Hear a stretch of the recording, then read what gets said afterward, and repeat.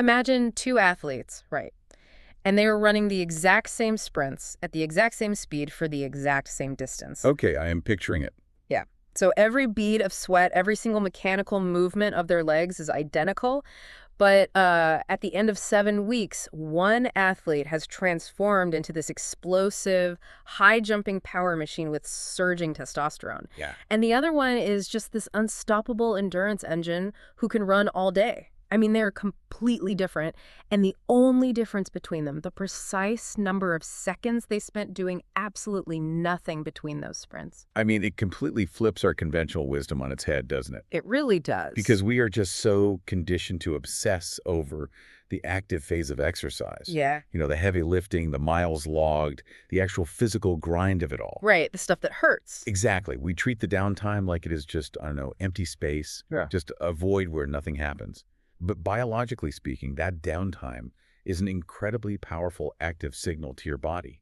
And that brings us to the fascinating science we're unpacking today for this deep dive. We are looking at a 2024 article titled Optimizing Short Sprint Interval Training for Young Soccer Players. Which is such a great paper. It really is. And the subtitle is Unveiling Optimal Rest Distributions to Maximize Physiological Adaptations. This was authored by Xiaojian Li and Kun Xue and published in the Journal of Sports Science and Medicine. Yeah, and what I love about this study is that it takes a very common training style and isolates the one variable that most gym goers, and frankly even seasoned athletes, completely ignore. The rest period. The rest period. The study design is just brilliant in its simplicity. I mean, they kept the mechanical work completely uniform across their test groups and manipulated nothing but the stopwatch during the recovery phase. And by doing that, they revealed how rest periods dictate the specific biological blueprints your body actually follows to rebuild itself. So our mission for you today is to scientifically explore how tweaking your rest by mere seconds completely rewires your cellular chemistry. Okay, let's unpack this. Before we get to the wild results, we need to understand the stress test these athletes endured. Right, the setup is crucial here. So the researchers utilized short sprint interval training. But wait, if I am trying to build serious athletic conditioning, shouldn't I be doing longer sprints, like pushing myself for 30 or 60 seconds? A sprint that lasts under 10 seconds almost feels like a warm-up. Well, I mean, you'd think so, right? Based on how most people approach cardio. But here is where the biomechanics tell a completely different story. Okay, how so? If you attempt an all-out, maximal velocity sprint for 60 seconds, your form inevitably breaks down. It has to. Central nervous system fatigue sets in, your muscles flood with metabolic byproducts, and your power output drops significantly after just the first 10 seconds. Oh, right, because you just can't physically sustain a true 100% maximal velocity for that long. You really can't. You kind of just end up surviving the end of the sprint rather than actually performing at your peak. So it's more of a struggle to sprint by the end. Precisely. And that is why short sprint interval training, or SSIT, focuses on bursts lasting under 10 seconds. The most significant mechanical and physiological adaptations actually occur during those initial seconds of extreme acceleration. That makes sense. Right. So by capping the sprint at just 6 seconds, the athlete can execute the movement with flawless biomechanics, absolute maximum power output, without generating all that excessive peripheral fatigue that basically ruins the rest of the workout. Okay, let's look at the exact blueprint of how Li and Zhu tested this.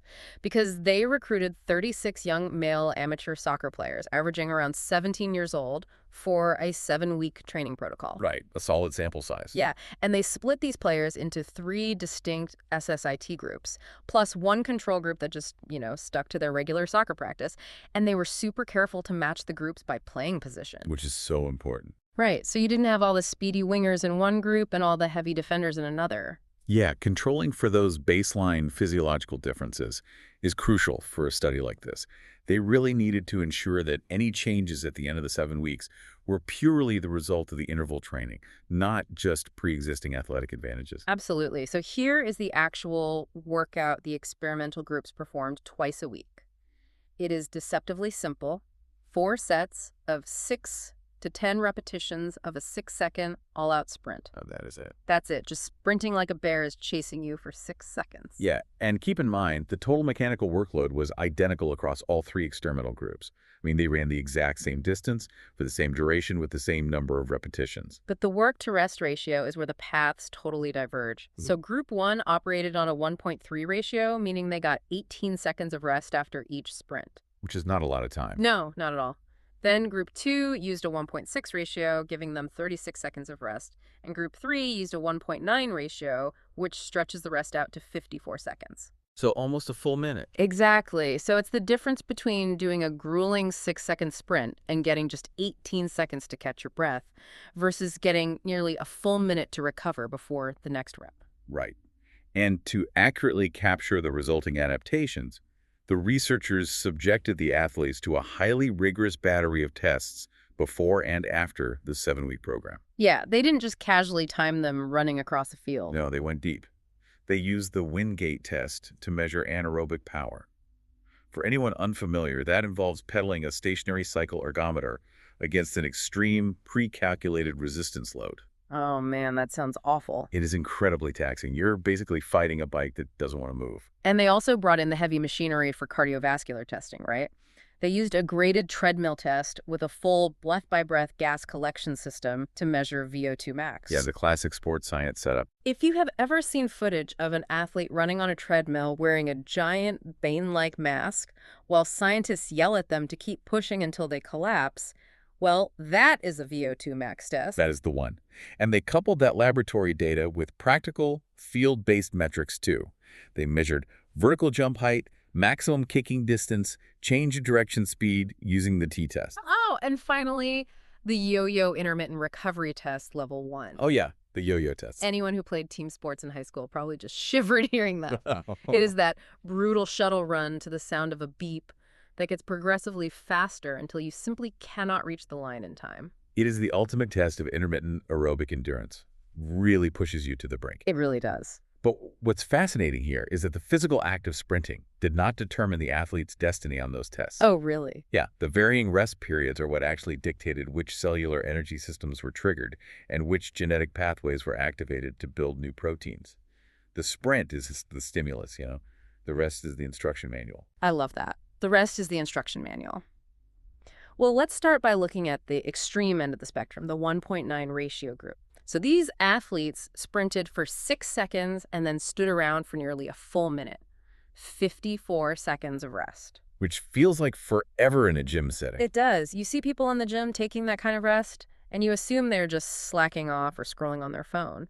Yet this group yielded massive, statistically superior gains in explosive power. They really did. They dominated the vertical jump improvements and hit the highest peak anaerobic power on the Wingate test. And, the performance data is compelling, but the blood work from this group is where the true story unfolds. The blood work. Yeah, the researchers measured serum hormone levels before and after the 7 weeks, and the 1.9 group developed a vastly superior hormonal environment compared to the shorter rest groups. Wow. They showed significantly higher resting testosterone levels and significantly lower cortisol levels, which is huge. Here's where it gets really interesting. Wait, so resting more actually caused their bodies to produce more testosterone and build more peak power. That is what the data shows. That feels completely counterintuitive to the no days off, push through the pain until you drop mentality that you see in gym culture everywhere. I mean, there is this assumption that if you are not suffering, you are not growing. Yeah, gym culture often confuses exhaustion with effectiveness.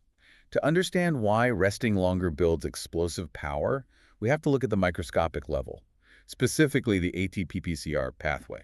Okay, break that down for us. So ATP, or adenosine triphosphate, is basically the fundamental energy currency of your cells.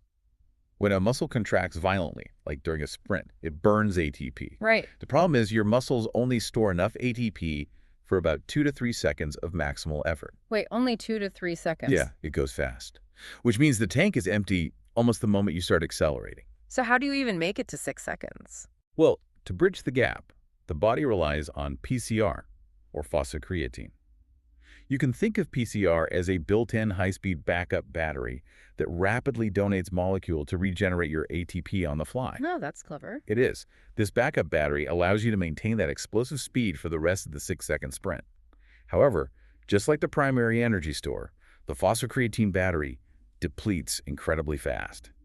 And crucially, it takes time to recharge. Ah, I see where this is going now. So the 1.9 group is getting 54 seconds of downtime.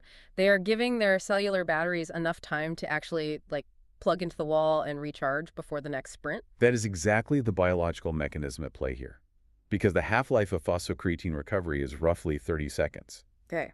So by giving the athletes 54 seconds of rest, they are nearing 2 full half-lives of recovery. Their PCR stores are mostly replenished. So they're going into the next rep fully loaded. Exactly. When the whistle blows for the next sprint, that athlete is able to execute the movement at true 100% neurological and muscular capacity. They're consistently training their nervous system to recruit fast-twitch muscle fibers at absolute maximum output. Meanwhile, the athletes resting for only 18 seconds, they are starting their second, third, and fourth sprints with a battery that is literally blinking red. Right, they're running on empty. They might mentally feel like they are pushing as hard as they can, but their absolute power ceiling has plummeted. It has. And that biological depletion explains the hormonal divergence we talked about. Because cortisol is famously known as the stress hormone. Right, the fight or flight hormone. Exactly. From a survival standpoint, cortisol acts as an alarm bell. When the body senses that its immediate energy reserves are dangerously low and is still being forced to perform intense work, it basically panics. Makes sense. It releases cortisol to rapidly break down tissues to mobilize energy. It is a highly catabolic, tissue-destroying state. So, by resting for 54 seconds, the 1.9 group silenced that alarm bell. Yeah. The body never felt like it was in an energy crisis in the first place. Spot on. The extended recovery signaled safety to the central nervous system. And without that massive systemic stress response flooding the body with cortisol, the endocrine system was free to shift into an anabolic state. An anabolic muscle-building state. Right. It created the ideal physiological environment for testosterone production, which drives muscle repair, central nervous system efficiency, and ultimately that explosive power they saw. Okay, so if the 1.9 ratio creates power monsters, my immediate thought is to wonder what happens when we shave that rest down just a little bit. What about the group we kind of skipped over, the 1.6 ratio, the athletes who got 36 seconds of rest? Yeah, the middle group. Are they just a watered-down version of the 1.9 group, or does something unique happen in that middle ground? The 1.6 ratio basically serves as the hybrid setting. 36 seconds of rest is just enough time to clear out some of the metabolic waste and partially recharge the phosphocreatine battery, but not enough to allow for full recovery. So they're constantly a little fatigued. Yeah, exactly. And what the data showed is that the 1.6 group experienced moderate, statistically significant improvements across almost all testing parameters, both aerobic and anaerobic. Wow, so they became the jack of all trades. They really did. Yeah. It is a highly versatile prescription. I mean, they did not achieve the towering peaks and vertical jump that the 1.9 group saw, nor did they build the massive aerobic engines of the 1.3 group, which we will discuss momentarily. Right. But for an athlete who requires a broad spectrum of conditioning, like perhaps a midfielder in soccer, who needs to occasionally sprint for a loose ball, but mostly needs to jog and sustain activity for 90 minutes. Yeah, a lot of sports are like that. Exactly. For that 1.6 ratio provides a beautifully balanced systemic stress. That feels incredibly applicable to the everyday person, too. Like, if you are a weekend warrior who plays recreational basketball on Saturdays and goes for a light jog on Tuesdays, you probably don't want to over-specialize. Definitely not. Dialing in a 1.6 ratio gives you a little bit of explosive pop and a little bit of staying power without completely burning you out in either direction. Yeah, it really highlights the elegance of the body's adaptive response. Yeah. The body only adapts exactly to the specific demand placed upon it. The 1.6 ratio asks the body to become reasonably good at everything, and the biology complies. Which brings us to the ultimate extreme. What happens when we slash the rest to a mere 18 seconds? Oh boy. If you are listening to this and you love those high-intensity interval classes where the instructor barely lets you catch your breath before shouting at you to go again, this is exactly what is happening under your skin. Let's look at the 1.3 ratio group. Yeah, this is where the biological goal shifts entirely away from neuromuscular power and enters the realm of metabolic cardiovascular conditioning. Total shift in focus. Huge shift. The 1.3 ratio group, despite having the shortest rest and likely feeling the absolute most miserable during the workout, induced the greatest adaptive responses in mean power output. Wait, mean power output, meaning their ability to sustain a high level of effort over a long period rather than just one explosive peak. Yes, exactly. They also showed the most dramatic improvements in VO2 max, which is the ceiling of their oxygen utilization. And they dominated the yo-yo IR1 endurance test. Unbelievable. The athletes who were given the least amount of time to breathe became the undisputed endurance engines of the entire study. So why does depriving the muscle of oxygen and rest build such a massive aerobic capacity? What is happening inside the muscle? It is entirely due to the biological chaos that the 18-second rest creates. Biological chaos. I like that. It really is. When you sprint all out, your muscles generate metabolic byproducts, specifically blood lactate and hydrogen ions, commonly referred to as H+ ion. Okay, H+ ions. Normally, with adequate rest, the cardiovascular system flushes these out, but with only 18 seconds, the waste accumulates far faster than it can be cleared. And that accumulation of hydrogen ions, that is that intense, deep burning sensation you feel in your quads when you are, like, running up a steep hill, right? Yes, exactly. Your muscle tissue is literally dropping in pH. It is becoming acidic. It is. And the human body views that acidic environment as a severe threat to its homeostasis. Over the 7-week protocol, the body realizes it needs a survival strategy to handle this recurring acidic crisis. So it adapts? Right. It adapts by significantly increasing the density of oxidative enzymes within the muscle fibers. And crucially, it upregulates the production of monocarboxylate transporters. Monocarboxylate transporters. Okay, that sounds like something out of a sci-fi engine room. How do those help with the burning sensation? We'll think of monocarboxylate transporters, or MCTs, as cellular exhaust pipes. Exhaust pipes, okay. They are specialized proteins built right into the cell membrane. And their sole job is to physically shuttle lactate and hydrogen ions out of the muscle fiber and into the bloodstream, where they can be buffered and cleared. Oh, wow. So by repeatedly forcing the athletes into the acidic crisis of the 1.3 ratio, the body responded by building thousands of extra exhaust pipes. So the 1.3 athletes can keep pushing through the burn, not because they are mentally tougher than anyone else, but because their legs are physically equipped with a better waste management system. They are literally clearing the cellular trash out in real time. That is exactly what is happening. Additionally, the severely restricted rest means their cardiovascular system never really returns to a baseline state during the workout. Their heart is just constantly pounding. Yeah, their heart rates remain elevated in the red zone, which sports scientists define as operating at over 90% of maximum heart rate, or VO2 max. And that is a good thing for endurance. Yes. The total accumulated time spent in that red zone is the primary biological trigger for the heart to remodel itself and for the body to increase its maximum oxygen consumption. I love how clear this becomes when you look at it mechanically. Like, if the 1.9 ratio is like taking a car into the shop and tuning it for a drag race, optimizing the battery and the spark plugs for one massive perfect burst of speed, Right. then the 1.3 ratio is like upgrading that exact same car's radiator and installing a massive dual exhaust system so it doesn't overheat during a 500-mile endurance race. That is a highly accurate way to conceptualize it. You are using the exact same 6-second sprint, the exact same mechanical input, but you are building two completely different biological machines. Yeah, the physiological divergence is amazing. The mechanical tension on the muscle fiber is identical, but the metabolic signal sent to the DNA, the chemical environment that dictates which genes are transcribed to synthesize new proteins, is entirely different. So now that we understand the extremes and the middle ground of these rest ratios, we really need to synthesize the overarching findings of Li and Zhu's research. Yeah, the big picture. What were the universal takeaways across all the groups, and how does this translate into practical value for the person listening right now? Well, the most encouraging universal finding is that every single short sprint interval training intervention successfully improved soccer-related performance. Every single one. Every single one. Whether the athletes used the 1.3, the 1.6, or the 1.9 rest ratio, every experimental group saw improvements in their maximum kicking distance and their 20-meter linear sprint times compared to the control group. So they all got faster and they all kicked the ball harder, just to varying degrees of optimization. Exactly. And we also have to highlight the safety and compliance data, which is honestly remarkably rare in sports science. Really? Why is that? Well, over the entire 7-week period, the study reported a 100% adherence rate.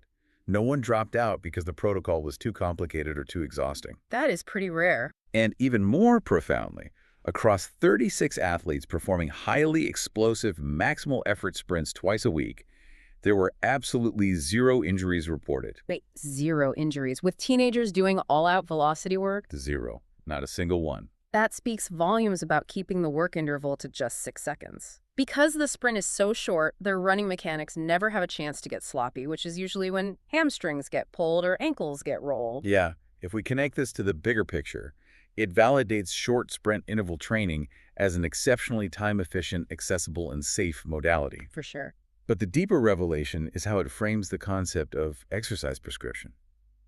We really need to start viewing workouts as rigid, unchangeable templates and start viewing them like a mixing board in a recording studio.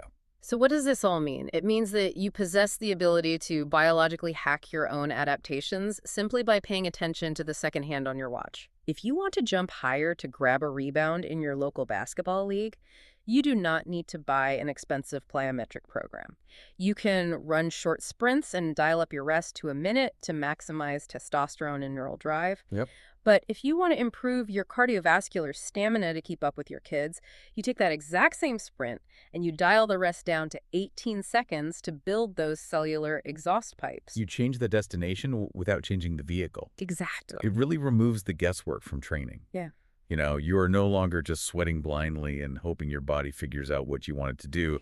Yeah. You are actively selecting the physiological adaptation by providing the precise biochemical signal required to trigger it. It fundamentally changes the definition of taking a break. Rest is not the absence of work. Rest is the active architect determining exactly how the building materials you just broke down are going to be reassembled. Which introduces a rather profound concept to consider beyond the gym, really. Oh. Well, if altering your rest period by a mere 36 seconds can completely rewire whether your endocrine system floods your body with the stress hormone cortisol or the anabolic hormone testosterone, Right. what other tiny, seemingly insignificant timing variables in your daily life are currently shaping your biology? Oh, wow. Does shifting your sleep schedule by 30 minutes or changing the exact window of time you consume your meals trigger massive cascading effects in your cellular machinery that you are completely unaware of? That is a staggering thought to leave on. 36 seconds is all it takes to change your microscopic makeup. If you want to see the precise laboratory data for yourself, I highly encourage you to look up the full article by Xiaojian Li and Kun Xue in the Journal of Sports Science and Medicine. Highly recommend it. You can dive into the exact charts mapping the VO2 max trajectories and the hormonal shifts we discussed today. We have truly only scratched the surface of their findings. There is so much more in there. And of course, if you enjoyed uncovering this with us, please follow the channel and turn on notifications for similar content so you never miss a deep dive. Think about this. The next time you're standing around catching your breath between sets, that empty space is where the real masterpiece is being painted. Until next